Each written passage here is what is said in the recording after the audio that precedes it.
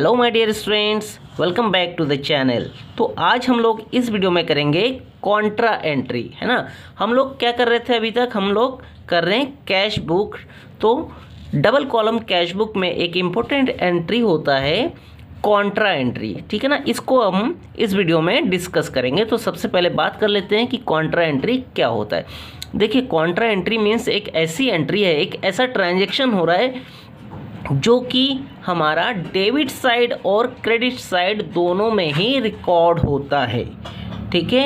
A transaction which is recorded in both side, debit side as well as credit side of the cash book, ठीक। तो ये कैसे होते हैं, देखिए, ये मेनली क्या होता है, बैंक में कैश डिपॉजिट करने से और बैंक से कैश विड्रॉ करने से, मतलब पैसा जमा करने से और पैसा निकालने से। क्योंकि देखिए, इसमें हमारा क्या होगा, अगर हम बैंक में पैसा डिपॉजिट करेंगे तो क्या होगा, हमारे पास से कैश तो कम होगा क्योंकि कैश तो जा रहा है, लेकिन बैंक का बैलेंस हमारा बढ़ेगा, है ना। एक कम होगा तो दूसरा बढ़ेगा। इन द सेम वे, अगर हम बैंक से पैसे निकालते हैं, विड्रॉ करते हैं, तो क्या होगा, बैंक का बैलेंस तो कम होगा लेकिन हमारा कैश बढ़ेगा, क्योंकि उतना अगर हमने 10,000 निकाल लिया बैंक से तो 10,000 बैंक का बैलेंस कम हो जाएगा, लेकिन हमारे पास तो कैश आया है ना, हमारा कैश तो 10,000 इंक्रीज होगा, ठीक है। तो चलिए एक छोटा सा एग्जाम्पल करके देख लेते हैं। उससे पहले चैनल पर पहली बार आए तो चैनल को सब्सक्राइब कर लेना, साथ में लगे बेल आइकन को भी प्रेस कर देना, जिससे मेरे आने वाले हर वीडियो की नोटिफिकेशन आपको मिलता रहेगा। याद रखिए, 11th क्लास के अकाउंटेंसी का कंप्लीट सिलेबस आपको इस चैनल के माध्यम से बहुत ही सिंपल वे में करवाया जाएगा। तो चलिए देखते हैं एक छोटा सा एग्जाम्पल जिसमें हमारा कॉन्सेप्ट क्लियर होगा कॉन्ट्रा एंट्री का। तो देखिए, ट्रांजैक्शन दे रखा है अप्रैल 2021 का। फर्स्ट क्या दे रखा है, कैश बैलेंस और बैंक बैलेंस। तो सबसे पहले तो हम अप्रैल 2021 फर्स्ट को है हमारा to balance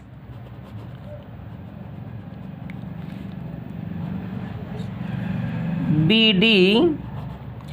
to balance BD हमारा कितना हो गया, कैश का हो गया 10,000 और बैंक का हो गया 20,000। सिंपल, जैसे कि हम बैलेंस बीडी का एंट्री करते हैं, सेम हमने जो भी हमारे पास दिया हुआ है उसके हिसाब से हमने बैलेंस बीडी लिख दिया, ठीक। फिर देखिए, अप्रैल 5 को क्या हो रहा है, कैश डिपॉजिटेड इनटू बैंक। यहाँ से आपको समझना है, कैश डिपॉजिटेड इनटू बैंक 5,000। जब हमने कैश डिपॉजिट किया है तो क्या होगा, कैश हमारे पास से कम होगा। सॉरी, ये डेबिट साइड और ये क्रेडिट साइड, है ना।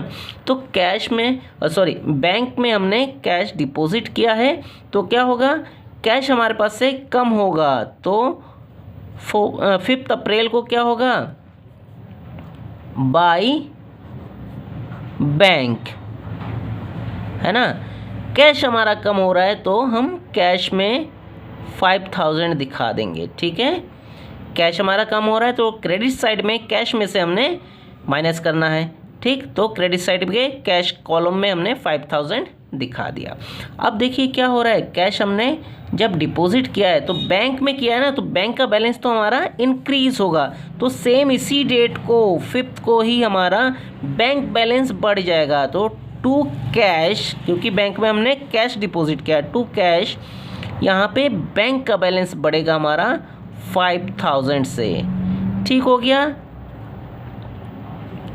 ओके, एक बार फिर से समझिए। देखिए, कॉन्ट्रा एंट्री समझना बहुत ज़्यादा ज़रूरी हो जाता है आपके लिए, क्योंकि बच्चे इसी में मिस्टेक करते हैं। और एक चीज़ समझ लीजिए कि एग्ज़ाम के पॉइंट ऑफ व्यू से कैश बुक बहुत ज़्यादा इम्पोर्टेंट है, डबल कॉलम कैश बुक। इससे रिलेटेड एक क्वेश्चन आपको ज़रूर आता है।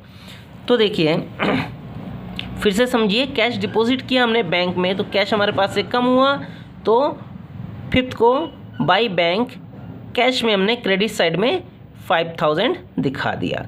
यही 5,000 जो हमारे पास से कैश गया, कहाँ गया, हमारे ही बैंक अकाउंट में गया, तो बैंक बैलेंस हमारा बढ़ेगा। तो उसी डेट को ही हमने क्या करना है, टू कैश बैंक में हमें उतना रुपीस दिखा देना है, क्योंकि बैंक बैलेंस हमारा इंक्रीज होगा। नेक्स्ट देखिए 8 को क्या हो रहा है, कैश विड्रॉ फ्रॉम बैंक। अब 8 को हमने बैंक में से कैश निकाला है, तो 8 को देखिए बैंक में से निकाला है तो क्या होगा, बैंक बैलेंस हमारा कम हो जाएगा, है ना। 10,000 रुपीज़ से बैंक बैलेंस हमारा कम हो जाएगा। तो बाई कैश, बैंक में से निकाल रहे हैं तो 10,000 बैंक कॉलम में दिखा देंगे, है ना। कम हो रहा है तो हम क्रेडिट साइड में दिखाएंगे। और अब देखिए कैश निकाला हमने बैंक में से, तो बैंक का बैलेंस तो कम हुआ, लेकिन हमारा कैश का बैलेंस तो बढ़ जाएगा ना, क्योंकि हमारे पास 10,000 रुपीज़ आ जाएगा। तो हम क्या करना है, उसी सेम डेट को हमें टू बैंक, अब हमें कैश में 10,000 दिखा देना है। ठीक हो गया, ओके। तो इसी तरह से हमारा कॉन्ट्रा एंट्री होता है, एक में प्लस होता है तो दूसरे में माइनस होता है। अच्छा एक चीज़ ध्यान रखिएगा, एक चीज़ यहाँ पे छूट गया है, मैं लिखना भूल गया हूँ। जहाँ पे कॉन्ट्रा एंट्री होगा ना, उस एंट्री के सामने जो एलएफ वाला कॉलम है वहाँ पे हमें क्या लिखना होता है, सी। ठीक है ना, सी फॉर कॉन्ट्रा, है ना। तो जैसे ये है कॉन्ट्रा एंट्री हमारा, तो इसके सामने एलएफ में हमें सी लिखना है। जहाँ जहाँ पे हमारा कॉन्ट्रा एंट्री है उसके एलएफ में हमें क्या लिखना है, सी। ठीक, तो इसको ध्यान रखिएगा। बैलेंस बीडी में यहाँ नहीं आएगा, ठीक है ना, क्योंकि ये बैलेंस ब्रॉट डाउन हमने किया है। तो बाकी जहाँ जहाँ कॉन्ट्रा एंट्री हो रहा है वहाँ वहाँ हमें एलएफ में, लेजर फोलियो में सी लिखना है। तो उम्मीद करता हूँ कॉन्ट्रा एंट्री आपको बहुत अच्छे से समझ में आ गया होगा। अगर समझ में आया तो वीडियो को लाइक कर दीजिए, मुझे कमेंट करके ज़रूर बताना आपको कितना समझ में आया, और हाँ अपने फ्रेंड्स के साथ भी शेयर करना। लास्ट में एक बार फिर से बता रहा हूँ, चैनल पर नए हैं तो चैनल को सब्सक्राइब करना मत भूलना, साथ में लगे बेल आइकन को भी प्रेस कर देना, जिससे मेरे आने वाले हर वीडियो की नोटिफिकेशन आपको मिलता रहेगा। मिलता हूँ आपसे नेक्स्ट वीडियो में, तब तक बहुत सारा ख्याल रखिए अपना और प्रैक्टिस करते रहिए। Thank you.